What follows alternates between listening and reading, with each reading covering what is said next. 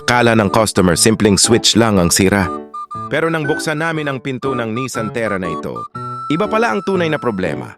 Kaya bago ka gumastos sa pagpapalit ng piyesa, panoorin mo muna ito. May pumasok ngayon dito sa door, Dr. Garage na isang Nissan Terra. Ang reklamo ni customer, ang power window sa driver side ayaw na talagang bumaba. Kahit anong pindot niya sa switch, walang reaksyon. Kaya bawat biyahe sobrang abala lalo na kapag dadaan sa drive-thru. Magbabayad sa toll o kakausapin ng guard sa gate. Ang mas nakakatuwa pa, hindi na raw siya ng hula kung saan magpapagawa. Ayon kay customer, habang nanonood siya ng mga vlog namin, may nakita siyang Nissan Terra rin na power window sa driver's side ang problema. Halos pareho raw ng sintomas ng sasakyan niya. Doon pa lang nagkaroon na siya ng kumpiyansa na dalhin ang kanyang sasakyan dito sa amin. Pagdating dito sa shop, hindi kami agad nagpapalit ng piyesa. Una naming ginagawa ay tamang diagnosis para malaman kung ano talaga ang sanhi ng problema. Dahil minsan, akala ng iba motor na ang sira pero switch lang pala. O kaya naman wiring ang may problema.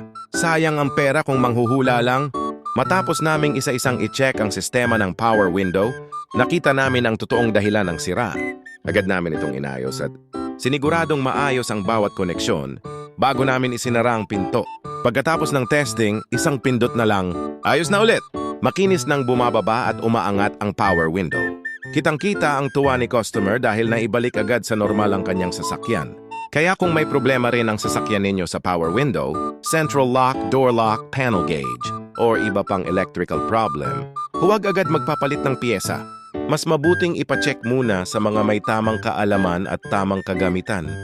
Ang Door Dr. Garage ay matatagpuan sa NLSA Road, Barangay Lagaw, General Santos City. Baka ang susunod naming ma-vlog ay ang sasakyan mo na. Kung nagustuhan ninyo ang video na ito, paki-like, i-share, at i-follow ang aming page para mas marami pa kayong mapanood na actual repair, tips, and mga solusyon sa iba't ibang problema ng sasakyan. Maraming salamat at magkita-kita tayo sa susunod na vlog.